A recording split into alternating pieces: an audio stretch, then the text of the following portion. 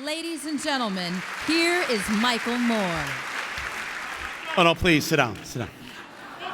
It's not necessary. It feels like the last time I was on an Oscar stage, except I was escorted off by Homeland Security. I know what you're thinking. Here I am on an Oscar stage, so you're about to get a 10-minute rant on the fiscal cliff. Well, I'm sorry to disappoint you, because tonight I stand here as an Academy governor representing the documentary branch. By the way, there is no fiscal cliff.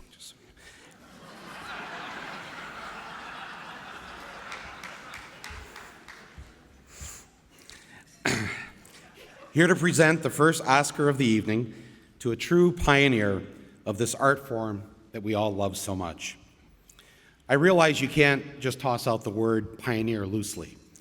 When you say film pioneer, you're talking about the Lumiere brothers, Thomas Edison, D.W. Griffith, Charlie Chaplin, Fritz Lang. But tonight, we're honoring the man who, with a group of his friends, invented nothing less than the modern documentary. I doubt that there are many still alive whom we could call a pioneer or an inventor of a genre of filmmaking. But at 87 years old, we have one in our presence here tonight.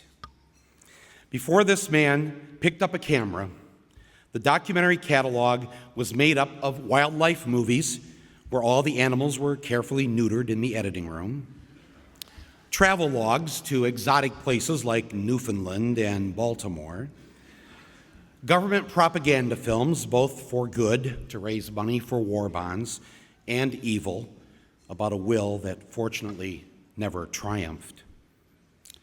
There were the occasional great documentaries back then, and this Academy honored each of them, beginning in 1942 when the first Best Documentary Oscar was presented.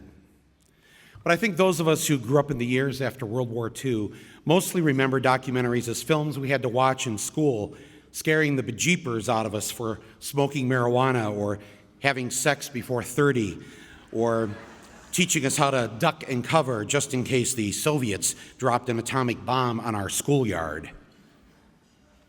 And then along came D.A. Pennebaker. With his compatriots Richard Leacock and Robert Drew, and later his partner, the great filmmaker Chris Hedges, they decided that nonfiction films could be daring, provocative, and, dare I say it, entertaining. To accomplish this, Pennebaker and Company did two very simple things. First, they took the camera off the tripod. That's it. In that one moment when Pennebaker unscrewed the camera from its stationary position, the world of all filmmaking changed, nonfiction and fiction. Pennebaker and his friends invented the first portable sync sound mechanism where the 16-millimeter camera could move and sound would be in sync with it. They invented this apparatus back in the 50s, and it changed everything for filmmakers, regardless what kind of films they wanted to make, because sound could now match the picture when the camera was moving. And when Pennebaker believed that if the subject moved, so should the camera. And I don't mean on a dolly. I mean pick the bloody thing up and go. No costumes, no makeup, no set design, no craft services, no studio executives, no continuity, and no script. No script. Pennebaker's idea was that you would write the movie after you shot it. This was anarchy, madness. I can't imagine how they got the money to do this.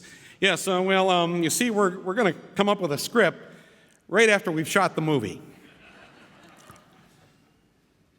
The other thing that Pennebaker and the pioneers of cinema verite and direct cinema did was to construct their movies as movies. Not instructional film strips, not castor oil, not boring, but rather as works of art, of works of cinema, movies to be shown up on the big screen. That's where I first saw Don't Look Back, The War Room, and Monterey Pop, in a movie theater. What a radical idea. Well, after that, the doors were flung open for documentaries, and along came Woodstock and Gimme Shelter, and Hearts and Minds, and Shoah, and The Thin Blue Line, and Hoop Dreams, and on and on and on and on. Thanks to you, Penny.